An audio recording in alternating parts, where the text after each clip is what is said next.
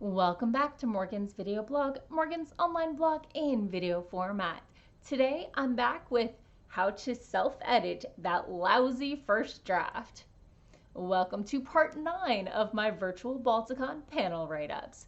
The painful panel description for this one was as follows.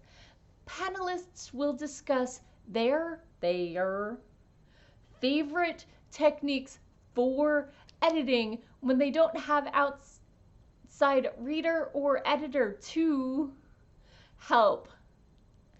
The panelists were Mark Van Name as the moderator, Julaine Hughes, Margaret Riley, Beth Tanner, and James Stratton. So I know, I just did making painful edits, but I was in the editing stage when I hit this convention, so I hit more than one panel with the same theme. And as a warning, before you see me again, I will be in the middle of the virtual WorldCon, which is in New Zealand. I will be a panelist, and I will probably be hitting more than a few of those panels as well. So let's talk about this whole editing that lousy first draft. Before you can self-edit, you have to have a draft to work with. Shock! There are several methods people use, and just because one method worked for you last time doesn't mean that you're stuck using that method forever. First, drafts stink. That's just the rule. Okay, sure, there are exceptions, but you're probably not it. I know I'm not, but it's okay. It's all part of the process. 99% of all writers are gonna have to edit that lousy first draft. So to get that first draft, we have our pantsers, of course. They draft it out and just see what happens. It's easier for short story writers. Pantser means they're writing by the seat of their pants, if you're unfamiliar with the term. This does work better, obviously, with short stories, as I just said, but also for stories where the journey is more important than the destination, where it's about the characters and how they interact with the world and not necessarily where they're headed. Planners, of course, are the flip side. They're the ones with 20 detailed outlines, and all they have to do is translate that outline into a story, and they're done. And then we have the plantsers. We like a light outline, but we mostly sort out the details as we go along, and we let the story deviate organically. Now, once we've written that draft, some people are different about sharing than others. Some people immediately want to share their draft, like as soon as that chapter is done, it's hot off the press and they send it off to a reader.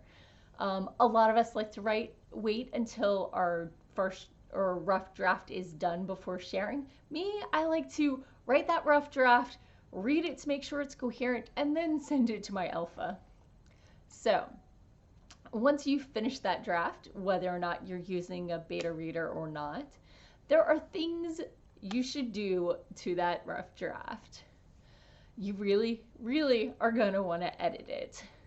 So for most of us, we're going to want to let it age so we can look at it with fresh eyes. And we're not talking 1 to 2 days. Usually it's 2 to 3 months at least. Some people take years in between.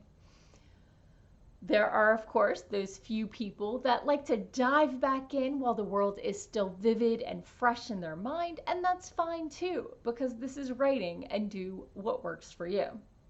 Now, if you're anything like me, typos are distracting, so run that grammar and spell check. Get that fixed. Use Grammarly or Edit Minion or the Hemingway app.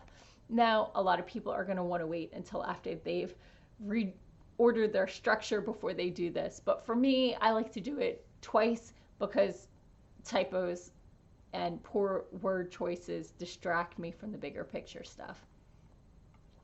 Now, you're going to want to read it. So people suggest either changing the font or printing it out, sending it to a Kindle, which is what I just did, or have your device read it aloud to you.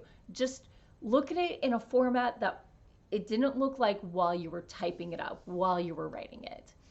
Read through, clean up the sentences, and outline it. Outline the draft that already exists, not the draft you thought you were going to write.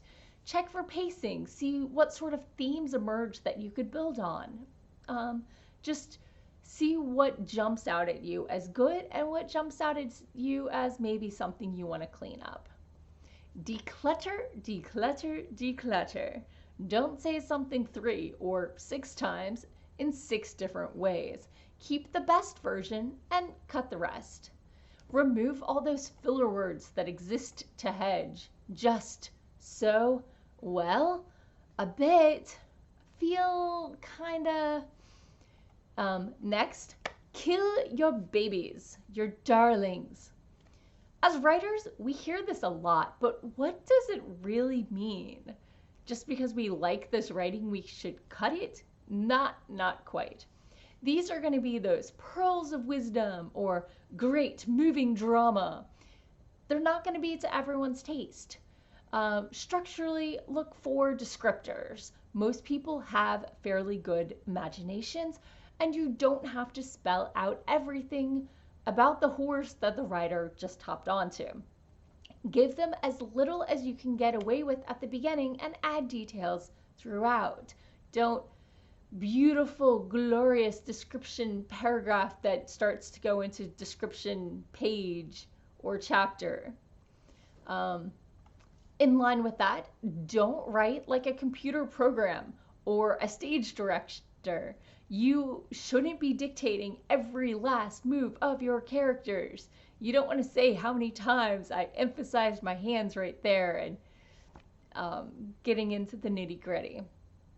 So another thing you can do is draw out your story arcs.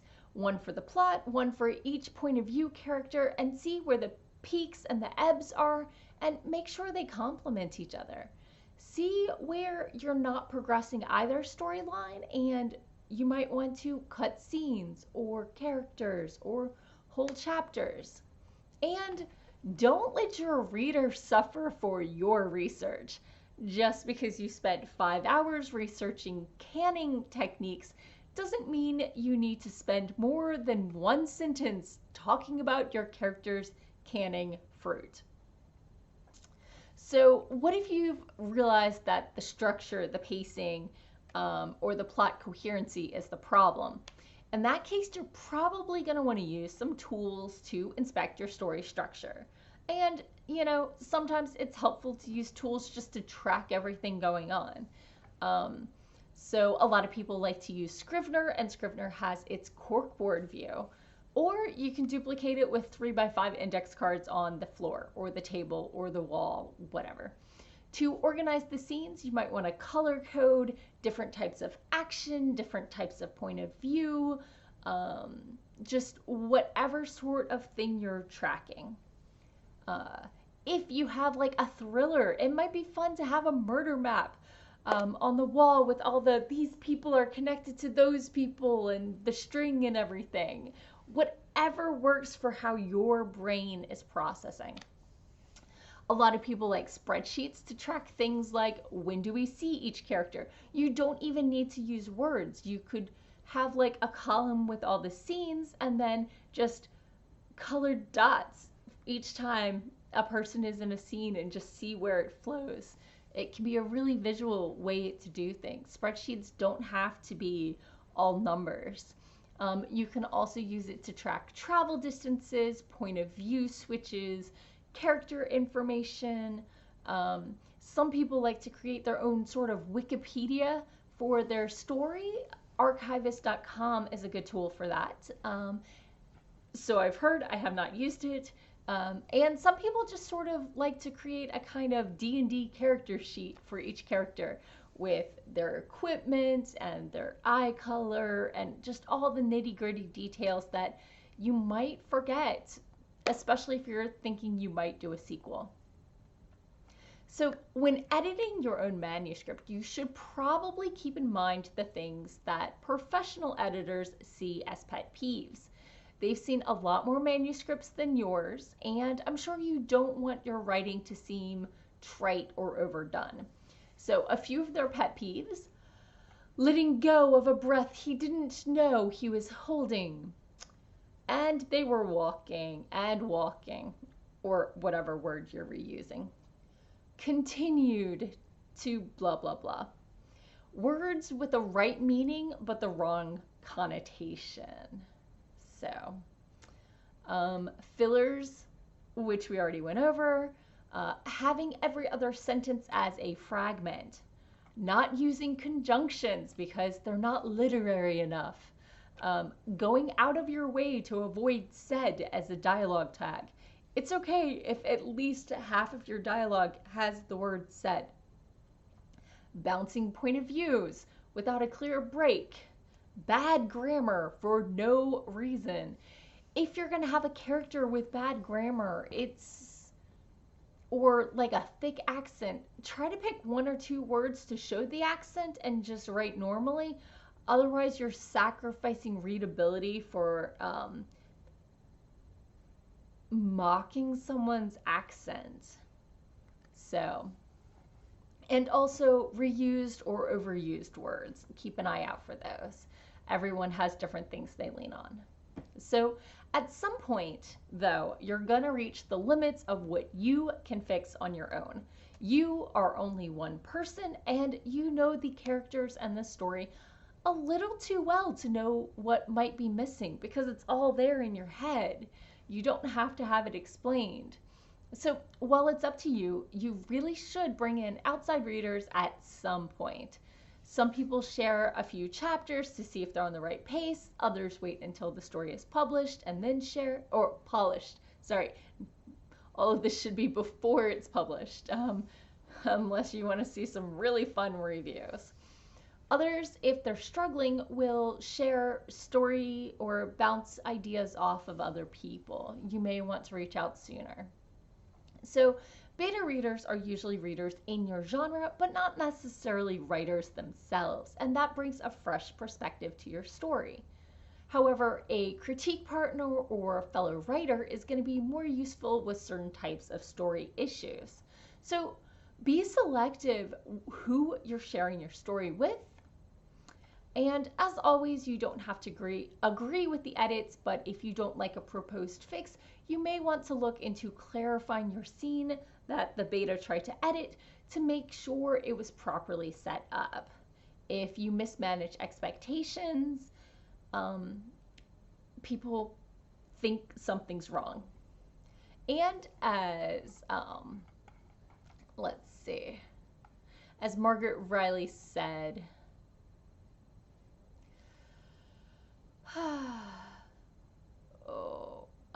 you don't come with the book.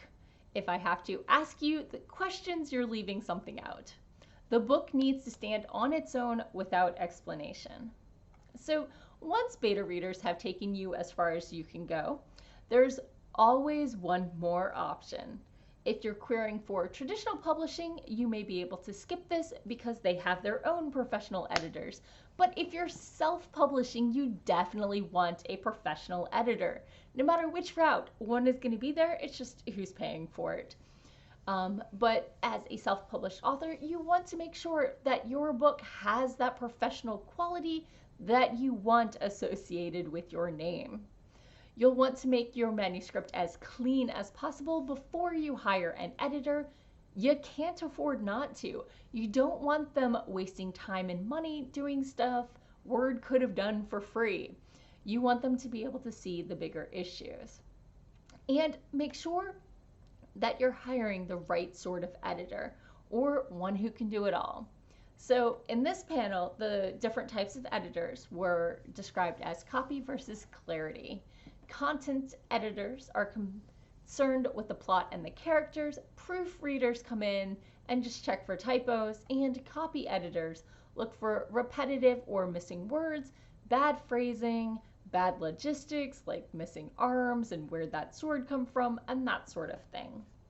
While there are lots of stages of editing and everyone describes it differently, I know I've covered this topic before in different ways, it's always good to get a fresh advice from more writers and more editors, especially when they agree. Are there any tips or tricks that you'd like to share? If so, let me know, and as always, thank you for watching.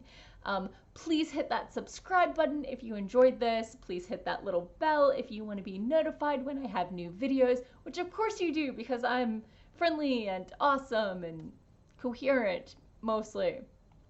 And one final shameless plug. Next Wednesday through Sunday if you're in New Zealand, or Tuesday through Saturday if you're in the States, WorldsCon New Zealand is going virtual. If you have a membership, Hugo voting closed yesterday, I think, and I will be on 2 panels. The first is what to expect when you're ready to query at 1300 on Wednesday the 29th if you're in New Zealand, or Tuesday at 9 p.m. on the East Coast of the States. And I will also be on establishing a social media presence on Wednesday at 2300 in New Zealand, or on Wednesday at 7 a.m. Eastern Daylight Time. So check me out, and if you are going to the con, they should be recorded and available for viewing until the 9th is what I've been told. So once again, thank you for watching, and I'll be back again next Thursday with more writing tips and writerly musings. Bye-bye.